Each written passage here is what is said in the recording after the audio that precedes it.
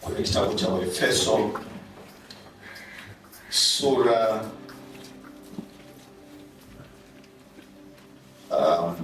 Waefeso sura ya 3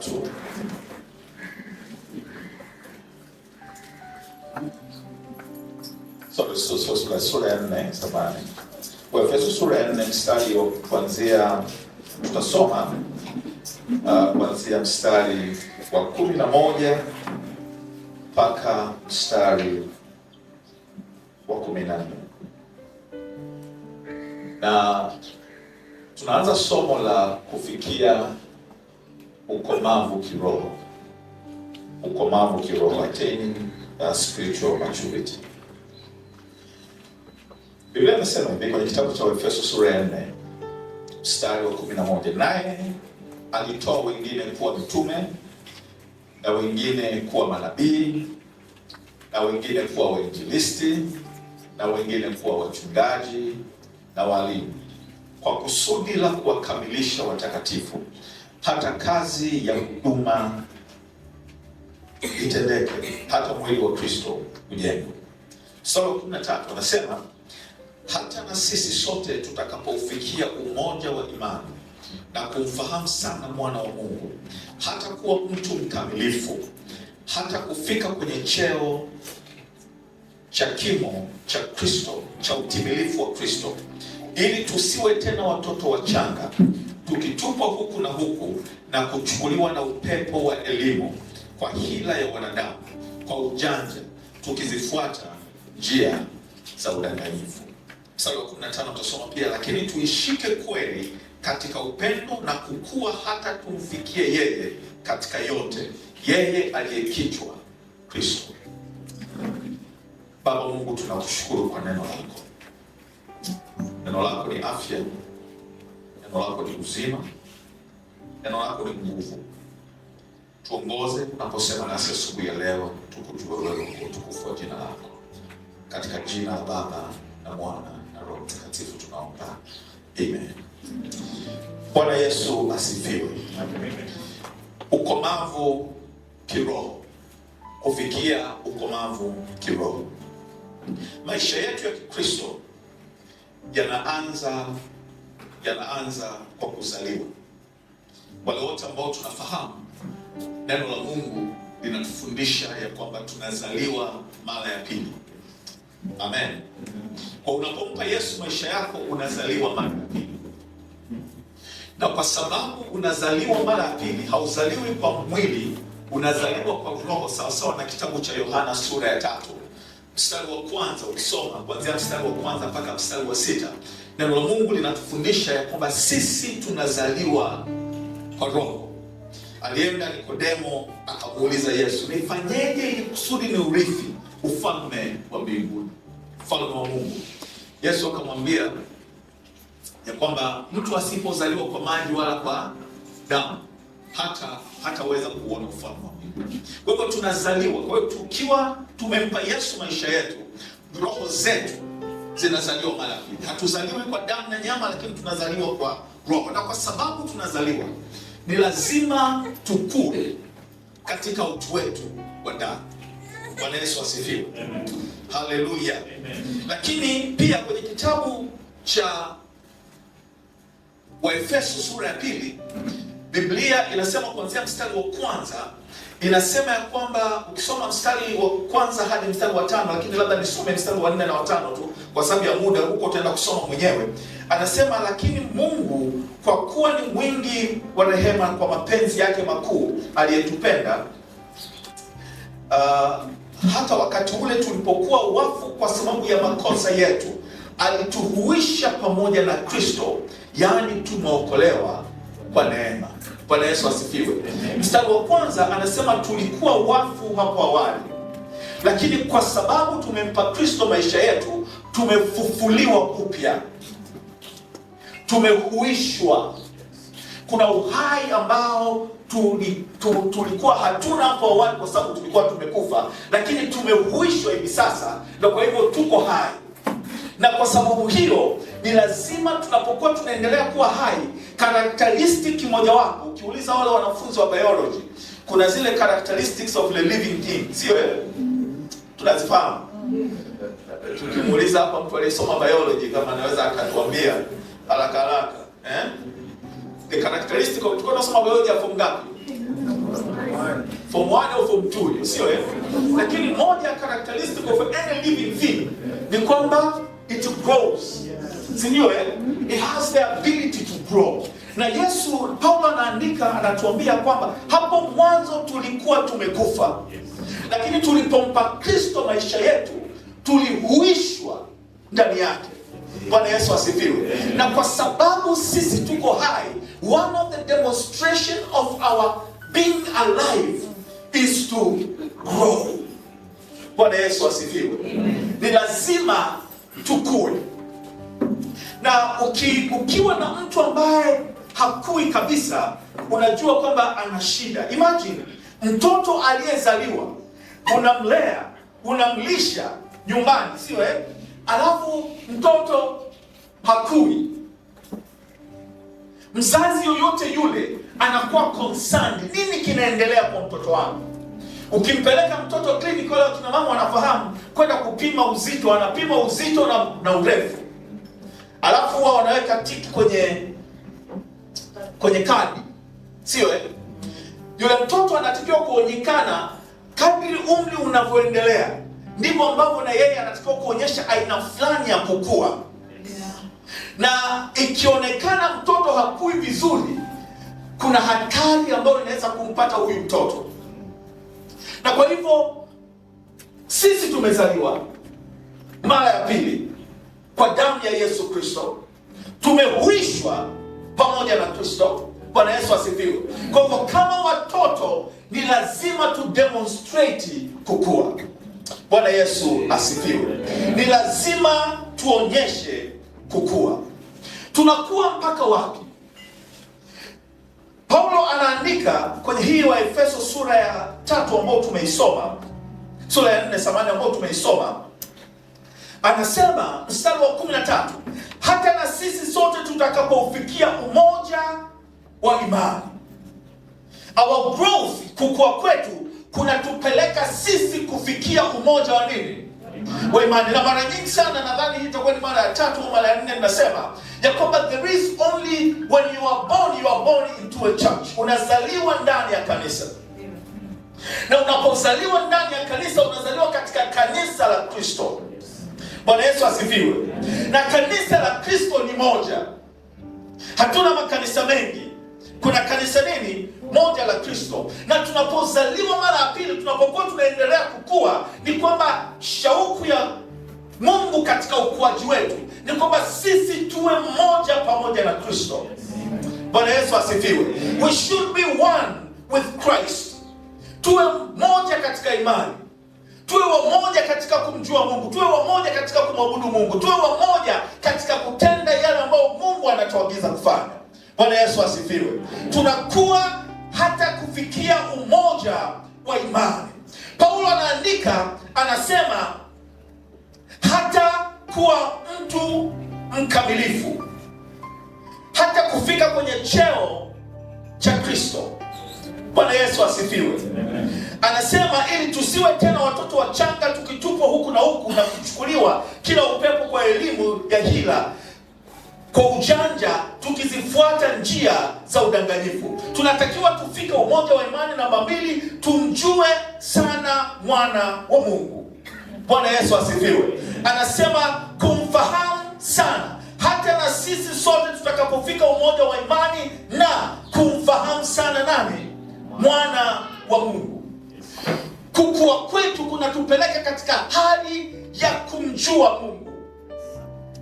Bwana Yesu asifiwe. Changamoto ambayo tunayo na kanisa ni watu ambao wako ndani ya kanisa lakini hawamjui Mungu. They do not have an experience with God. Hawamfahamu Mungu anayemwabudu. Na kwa hivyo chochote kinachokuja kinawatishia. Tumetoka kuongea habari za vita vya kiroho, sio? Na wakati tunaongea kwenye vita vya kiroho, alikuwa anaongea Pastor Ufo kuhusiana na shetani anavyoweza kumchezea mtu. Lakini Pastor juzi akasema ukimjua Mungu, ukimfahamu Mungu unayemwabudu. Bwana Yesu asifiwe. You become strong. Unakuwa imara. We have to know this God. What kind of God he is. Inabidi tujue mapenzi ya Mungu. Kumjua Mungu ni kujua mapenzi yake. Warumi sura ya 12 mstari wa 2 anasema tugeuzwe nia zetu kwa kufanya upya nia zetu. Tuweze kujua ni nini yaliyo mapenzi ya nani?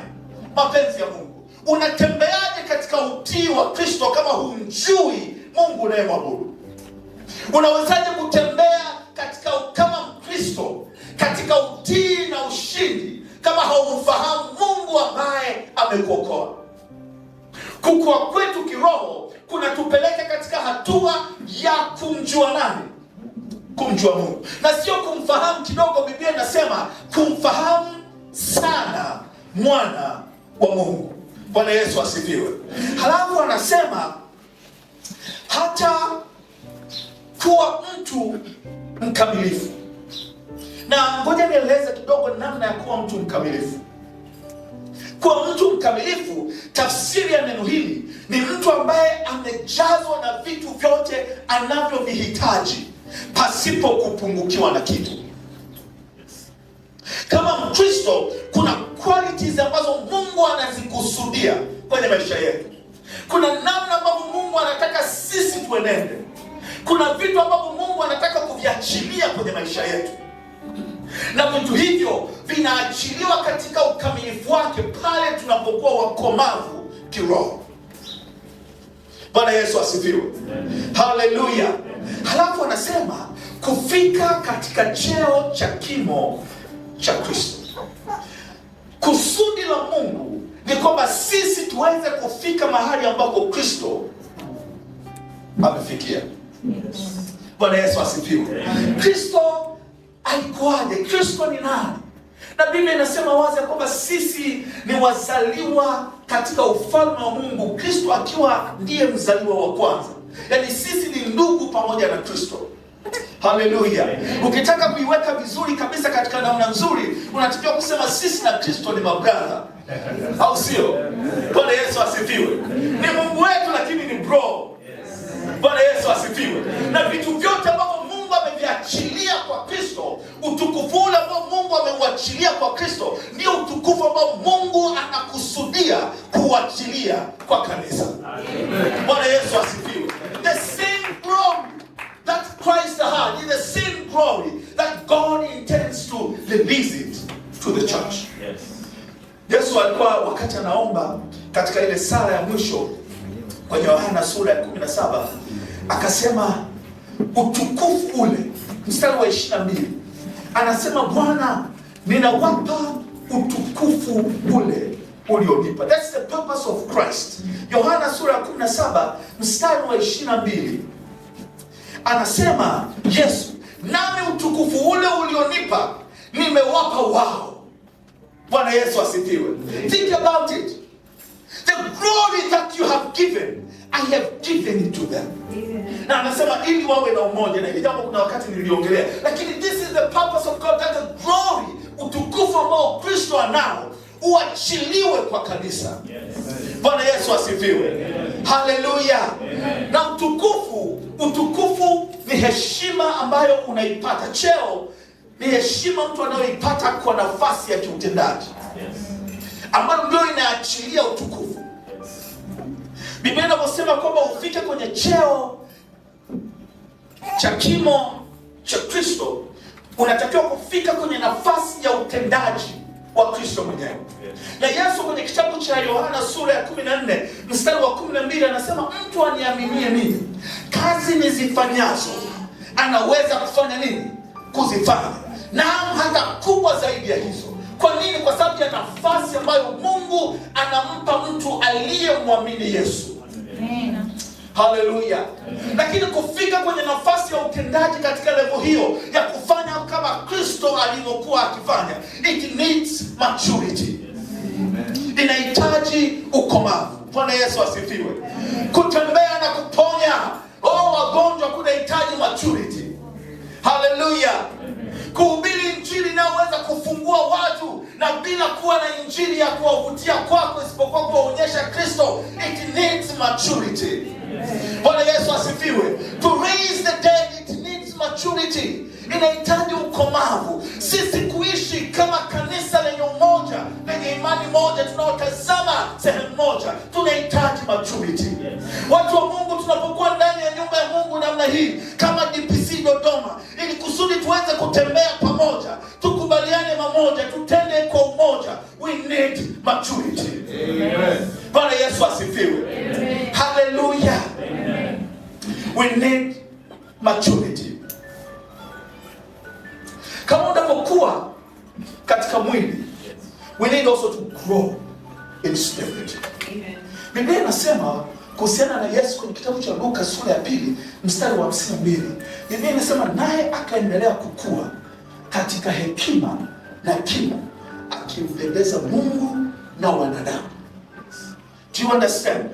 Unapokuwa unakuwa katika mwili, unakuwa kwa kula maharage na viazi na your body grows. Na wazazi wako wakikutazama wanakufurahia. Watu wakipita wanasema siku hizi umekuwa. Lakini there is another way of growth. It is your growth in wisdom. Kukua katika hekima ni ukuaji katika utu wa ndani. When it refers to Jesus, kwamba alikuwa anakuwa katika hekima na kimo, utu wake wa ndani ulikuwa unakuwa. Na kwa sababu utu wake wa ndani ulikuwa unakuwa, ndio maana Yesu alikuwa anampendeza Mungu. Bwana Yesu asifiwe. Na wanadamu. You have to grow in your inner man, ili kusudi ufika kwenye level ya kumpendeza Mungu na wanadamu. Bwana Yesu asifiwe. Kukua kwa kimo ni kimwili, lakini kukua katika hekima unakuwa katika utu wako wa ndani. Ngoja nieleze. Mtu mchanga unamfahamu. So you have to understand, to evaluate yourself. How much do I need to grow? Paulo anaandika kwenye kitabu cha Wakorintho sura ya 3 mstari wa 1 hadi mstari wa 3. 1 Corinthians chapter 3 verse 1. Paulo anasema, lakini ndugu zangu, mimi sikuweza kusema nanyi katika kama na watu wa tabia za rohoni, tabia ya rohoni, bali na watu wenye tabia ya mwilini, kama na watoto wachanga katika Kristo. Anasema, nalionyesha maziwa, sikuwalisha chakula, kwa kuwa mlikuwa hamjakiweza. Naam, hata sasa hamkiwezi, kwa maana hata sasa ninyi ni watu wa tabia ya mwilini. Maana ikiwa kwenu kuna husuda na fitina, je, si watu wa tabia ya mwilini? Ninyi tena mnaenenda kwa jinsi ya mwilini. One of the characteristics of immaturity is when you walk in the physical. Ukiwa mtu mwenye tabia ya mwilini, halafu uko ndani ya kanisa, it is a sign of immaturity. Ni ishara ya kwamba hujakuwa kiroho. Hallelujah. Amen. Wagalatia sura ya 5 mstari wa 17 na kuendelea, unaeleza habari ya kutembea katika roho na kutembea katika mwili. Mstari wa 19-21 unaeleza matendo ya mwili. Na Paulo was concerned na kanisa la Wagalatia kwa sababu japokuwa walikuwa wamempa Kristo maisha yao, lakini maisha yao yalikuwa hayajabadilishwa. Walikuwa ni watu wanaotembea mwilini. Unapokuwa ndani ya kanisa, wewe ni Mkristo, unakuja kanisani, halafu una tabia za mwilini. It's one of the signs that kwamba you need to grow in the spirit. Amen. Sio kama mnaelewa vizuri. Na tabia za mwilini zipo zimeelekezwa vizuri. You can read them and understand them and see them. Any physical habit ambayo si tabia ya kimungu ni ishara ya kwamba unatembea katika mwili. Mtu mwenye immaturity ni mtu ambaye hana tunda la roho kwenye maisha yake. Unajua ninyi wote mmeshawahi kuona ukiwa umepanda, una bustani nyumbani, umepanda mti. You understand? mtu wa matunda, labda umepanda matunda gani unapenda kupanda yanayokuwa kirahisi? Mapapai, parachichi au machungwa. You nurture that tree, unautunza ule mti. Halafu lazima uwe mvumilivu, sio wewe, mpaka ufike hatua ya kuzaa matunda. Mti hauwezi kuzaa matunda ukiwa bado ni mchanga. Mti unazaa matunda ukiwa umekomaa. Do you understand? A fruit, tunda, ni ishara ya kwamba mti wako umefanya nini? Umekomaa. Do you understand? Mtu ambaye hana matunda ni mtu ambaye ana demonstrate immaturity. Hallelujah. Amen. Bwana Yesu kanisa. Amen. Amenisofokea sana.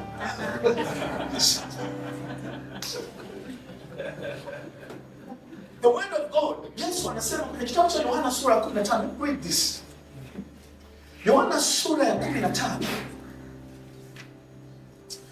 Yohana sura ya 15, Yesu anasema mstari wa kwanza, mimi ndimi mzabibu wa kweli na Baba yangu ndiye mkulima.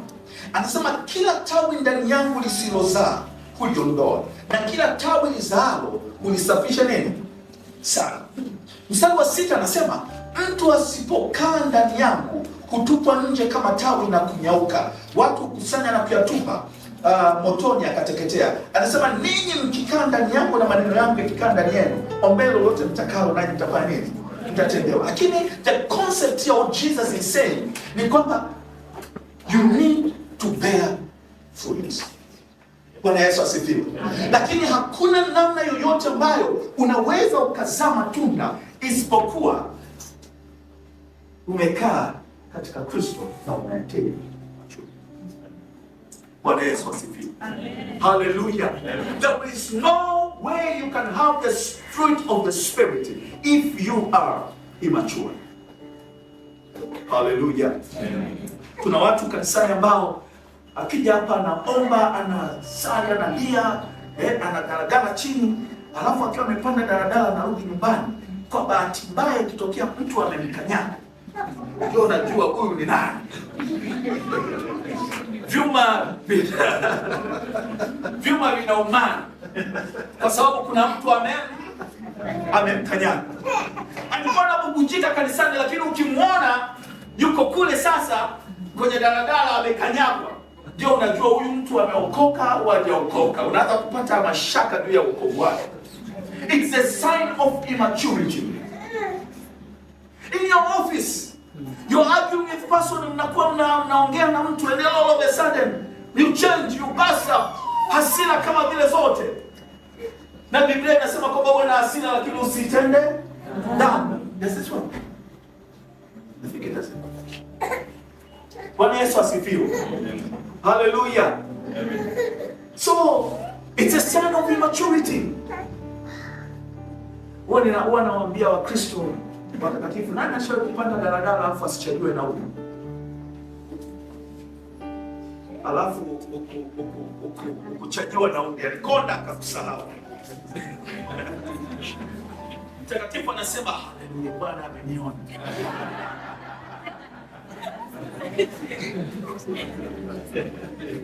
Au umeenda dukani ukarudishiwa chenchi zaidi. Bwana Yesu asifiwe. Umetoa 10,000 ukanunua kitu cha buku, kwa bahati mbaya akakurudishia 19,000. Kumi yako na 9,000. Na ulikuwa unamwomba Bwana ninaomba ufanye muujiza. Ndio pesa pekee uliyobaki nayo. Mtumishi anamshukuru Mungu, haleluya, Bwana umeniona. Bwana Yesu asifiwe. Amen. Signs of immaturity. If you do not demonstrate the fruits of the Spirit, it is immaturity. And I really pray ya kwamba tunda la Roho lidhihirike kwenye maisha yetu. Bwana Yesu asifiwe. Bwana Yesu asifiwe. The fruits of the Spirit needs to be demonstrated in our lives. Hallelujah. Mahali popote ambako tupo, lazima tumuonyeshe Kristo ya kwamba anaishi ndani yetu. Bwana Yesu asifiwe. Mahali popote ambako tupo, lazima watu wamuone Kristo ambaye yuko ndani yako. Bwana Yesu asifiwe. Hallelujah. Another sign of immaturity is when you fail to obey God. Paulo anapoandika anasema tumjue sana nani? Tumjue sana mwana wa Mungu. Na tunapomjua sana mwana wa Mungu ndipo ambapo tunajua kutenda kile ambacho ametuagiza kufanya. Bwana Yesu asifiwe. Warumi sura ya 8 mstari wa 7 na mstari wa 9, lakini kama una muda soma Warumi sura ya 8 yote. Anasema mstari wa 7 na wa 8. Paulo anaandika anasema, kwa kuwa ile nia ya mwili ni uadui juu ya Mungu. Nimesema hapo awali ya kwamba mtu ambaye hajakuwa kiroho ni mtu mwenye tabia za nini? Za mwilini. Na tabia ya mwilini inakuwa demonstrated kwa kuwa hostile against God. You won't believe this. Ya kwamba mtu mwenye tabia ya mwilini, anasema Paulo, ya kwamba nia ya mwilini ni uadui juu ya nani? Kwa maana haitii sheria ya Mungu wala haiwezi kutii. Wale waufuatao mwili hawawezi kumpendeza nani? Kumpendeza Mungu. Let me tell you this, and you won't believe this, and it is happening in our lives. Watu, when you entertain tabia za mwilini kwenye maisha yako, you stop obeying God. Yes. Kabisa, you become enemy with God. Na ndio sababu sometimes, wakati mwingine tunapotangaza maombi, unashangaa kuna Wakristo, unashangaa ni Mkristo kabisa, lakini analalamika, yaani kuombaomba na kufunga tu squeeze. Lakini ni Mkristo ameokoka. Lakini ukisema we need to fast and pray, wanakuwa wa kwanza ku complain. Christians, tukisema tuje kwenye ibada za kusifu na kuabudu, sema yaani nakusali, nimesali asubuhi hadi jioni. Yaani leo tutasali tu siku zote. It is a sign of immaturity when you lose your friendship with God. Yes. And it happens. Si kama mnanielewa vizuri. There are moments if you entertain walking in the flesh, unapoteza hamu ya kuwa karibu na Mungu. And anything that brings you closer to God, unajaribu kwa kila namna to avoid your encounter. Si kama mnanielewa vizuri. When that happens in your life, you need to understand that you need to grow in the Spirit. Bwana Yesu asifiwe. And the growth is the process. Hatukui mpaka mahali tukasema tumefika mwisho. And unfortunately in the Spirit we grow every day. Na nikwambie, the more you grow and you get an encounter with God, ndipo unapojijua ya kwamba kumbe nahitaji kukua zaidi. Prophet Isaiah, the prophet of God, when he met God, he had an encounter with God. Akagundua, oh my God, I am a prophet, lakini kumbe midomo yangu ni chafu. Na ninakaa katikati ya watu wachafu. Kwa nini? Kwa sababu he saw the glory of God. Bwana Yesu asifiwe. When you see the glory of God, it demonstrates how sinful you are. How much far away from God you are. How much you need to be reconciled with God. Kama unavyomsogelea Mungu ndivyo unavyojua, ninahitaji kutengeneza maisha yangu. Yes. Bwana Yesu asifiwe. Sign ya immaturity ni pale ambako umeshindwa kutembea katika sheria na kanuni za Mungu. Mtu mwenye immaturity anachukuliwa na elimu mbalimbali. And when Paul katika kitabu hicho cha Waefeso sura ya 4 mstari wa 14 anasema tukue watu wakamilifu, tufike mpaka kwenye kimo cha Kristo. Anasema ili tusichukuliwe, tusiwe watu wa kuchukuliwa na elimu mbalimbali.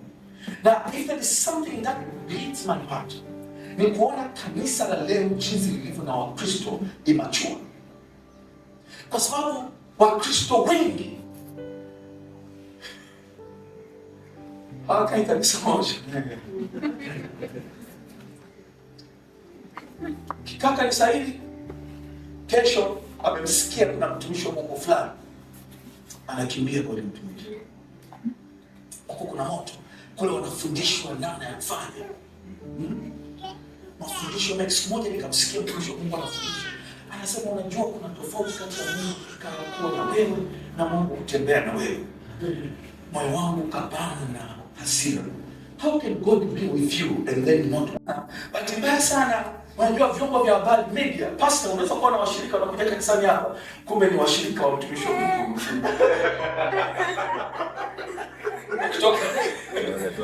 Kutoka kanisani hapa unaenda kwa mchungaji wenu. Nakaa kumsikiliza. Sasa mimi mchungaji wangu kwenye hili waga simuelewi, lakini huyu namuelewa vizuri. Paulo anasema one of the sign of immaturity is when you are taken by every kind of teaching. Paulo anasema kama kuna injili nyingine yoyote nitakayoihubiri, amen, hata mimi mwenyewe, isipokuwa injili ile niliyowaletea mara ya kwanza, injili ya neema, ya kwamba tunapata wokovu kwa neema kupitia Kristo Yesu, kwa msamaha wa dhambi, na hatuwezi kufanya kitu kingine chochote, tumelaaniwa. Wanasema mtu yeyote atakayehubiri injili zaidi ya hiyo amelaaniwa. There is only one gospel, the gospel of Jesus Christ. Hakuna injili nyingine yoyote. Bwana Yesu asifiwe. Na mara nyingi mimi wanapenda kuambia there is no any other revelation. This is a revelation. Amen. Wakristo wao tunapenda kuhubiriwa mambo ambayo tunaambiwa kwamba hii huwezi kuielewa vizuri. Ngoja nikuelezee. There is nothing, there is no any revelation. This is only ufunuo Mungu aliotaka tujue. Bwana Yesu asifiwe. And through the Spirit of God, God reveals us His word ili kusudi tutembee katika neno lake. Oh, hallelujah. Bwana Yesu asifiwe. Ukiwa leo uko kwa Pastor Kesante, kesho umeenda kwa Pastor Chacha, au kiacha tunahubiri hapa kwa kanisa Pastor Kesante, Pastor Chacha mwingine kule, kesho kutwa ukaenda kanisa lingine, tukikutafuta baada ya miezi 6 tunakuta huko kwenye another church. Vipi mtumishi kanisa la kwanza? Pale Mungu akuwepo sana. Sema hapa sasa ndio kuna roho. Tukikufuata baada ya mwaka mmoja umeenda kwingine kule, vipi ambako roho alikuwepo? Kule mtumishi walipoa sana. It's a sign of immaturity. Bwana Yesu asifiwe. People who are mature in the spirit, they have a relationship with God, not a relationship with a person. Bwana Yesu asifiwe. Hawaendi mahali kwa sababu kuna mchungaji, wanaenda mahali kwa sababu wanataka kukutana na Mungu kwenye maisha yao. Oh, hallelujah. Bwana Yesu asifiwe. Na mahali popote ambako kuna injili ya kweli inahubiriwa, oh, Mungu yuko pale. Mahali ambako watu wanamwadhimisha Kristo, Mungu yuko pale. Bwana Yesu asifiwe. Hallelujah. Ndio kuna Wakristo leo tuna ibada ya kusifu na kuabudu, sio? Nyakati zile za zamani nilikuwa nikienda kanisani, alafu unahubiriwa, nyakati za zamani sana, mimi mwenyewe msisemi mtu mwingine, alafu unafika kwenye ibada unasema leo ibada kwa imepoa sana. Praise God, beba. Leo ibada ilikuwa imepoa. Then I realized, when I grew up, I realized that siendi kanisani kumwabudu Mungu. Ninakwenda kanisani ninapeleka ibada yangu. I carry the worship in my heart. And when I come to church, I actually come with my worship. Yes. That happens every time. Ibada inayotokea kila mahali. Bwana Yesu asifiwe. Nikiamka asubuhi, mimi na Mungu wangu ndani ya chumba changu, ninamwabudu Mungu pasipo mtu yoyote kuniona. Ninapiga magoti, ninamwimbia Bwana, ninamsifu yeye, ninamwomba yeye. Ninapokuja kanisani, ninakuja na moto wa ibada ndani yangu. Bwana Yesu asifiwe. Na pale ambako brother Dani anakuja na moto wa ibada wake, mchungaji anakuja na ibada ya moto, mzee wa kanisa na mzee wa kanisa na mzee wa kanisa na mshirika, na kila mmoja anapokuja na ibada ndani ya moyo wake, ndipo tunaleta mlipuko wa ibada kwenye nyumba ya Mungu. Bwana Yesu asifiwe. Everybody brings his worship before God. Auji hapa ili kusudi praise and worship ikuongoza kwenye ibada. Yaani kama wewe njoo mkavu utatoka mkavu, hawatakupeleka popote, kwa sababu the worship occurs in your heart. Do you understand? Yes. Bwana Yesu asifiwe. Kwa ukija hapa ukalaumu na praise ilikuwa imepoa sana, wa kwanza aliyepoa ni wewe. Aliyepoa wa kwanza ni wewe. You know, it's not about a song. It is about God in your hearts. Bwana Yesu asifiwe. Every moment, everywhere I am, I make sure there is a worship in my heart. If that is lacking, you know, ya kwamba kuna tatizo na wewe. Sio na Mungu. Biblia inasema, Mungu anasema nitakuwa pamoja nanyi hata mwisho wa dahari. Mahali mlipo yeye yupo. Bwana Yesu asifiwe. Bwana Yesu asifiwe. Tunajua ule msemo wa nini? Isiadhibiwi. Ulipo tupo. Wanaimba tu ule msemo wa Mungu. The fact is God is everywhere you are. Bwana Yesu asifiwe. Now if you stop observing or experiencing God's presence in your life, whenever you are, you should know there is a problem with you. There is a problem that is encroached in your heart. Na ndio sababu kuna sometimes when we reach a point ambayo Kristo anasema hii dhambi ninayofanya mchungaji wangu akiniona. Ni Mkristo ambaye mchungaji asijue. Kwa sababu anaamini ya kwamba mchungaji is more important kuliko Mungu. And he does not recognize the presence of God wherever he is. Sio kama ndio vizuri. Lakini Mungu yuko pamoja na sisi kila mahali. Bwana Yesu asifiwe. Bwana Yesu asifiwe. Haleluya. Haleluya. Mtu ambaye ni mchanga kiroho. Sali moja ni mtu asiyejibidiisha katika mambo ya kiroho. Let me tell you something. Biblia inasema mtafuteni Mungu maadamu anapatikana. Sio? Na Paulo anaandika kwenye kitabu cha Matendo ya Mitume. Anasema ya kwamba Mungu yuko kila mahali. Lakini anasema na utafuta jambo kwa kupapasa. Sio? Lakini fanya nini? Tunatafute jambo kwa kupapasa. Lakini tunamuona. Sio? But Christ has come to demonstrate God in our lives. Mtu ambaye ni Mkristo.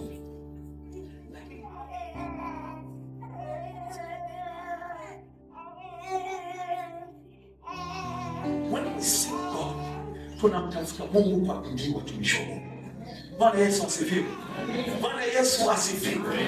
Mungu anatafutwa kwa bidii. Haleluya. Mtafute utamuona. Lakini unapomtafuta kwa bidii. Bwana Yesu asifiwe. Paulo anamwandikia Timotheo, anamkumbusha, anamwambia ya kwamba Elia alikuwa ni mwanadamu kama sisi. Lakini aliwezaje kutembea katika nguvu za Mungu kiasi hicho? Anasema, anatoa mfano mmoja wapo ya kwamba aliomba kwa bidii, mvua isinyeshe na haikunyeshe. Na akaomba kwa bidii, mvua ikafanya nini? Ikanyesha. Now when we talk about Elijah, tunafikiria kwamba ilitokea tu ghafla. He had a relationship with God.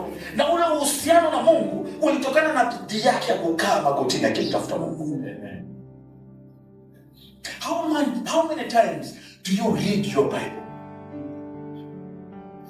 Pastor Rufo, Mungu akubariki sana, sababu unatuma kila siku masomo ya kujifunza, ya kusoma.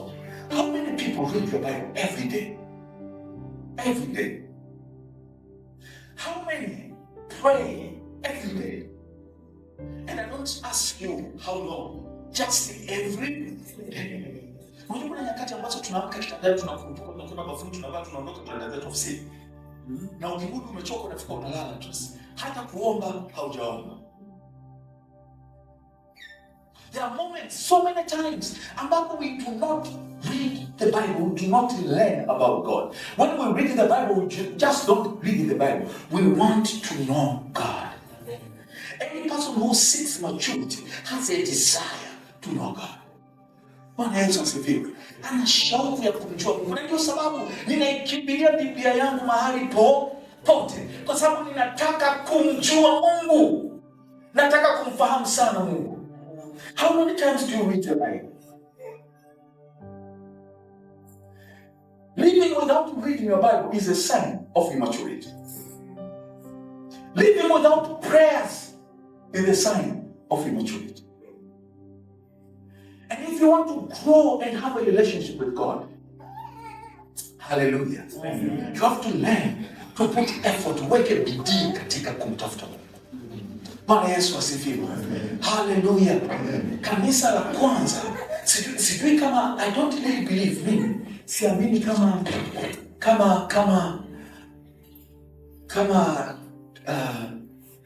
kanisa tungekuwa tunatakiwa kutiana moyo kuja kwenye maombi.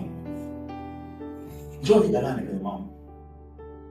If it happens, sio tunatangaza maombi, the church should be running to church.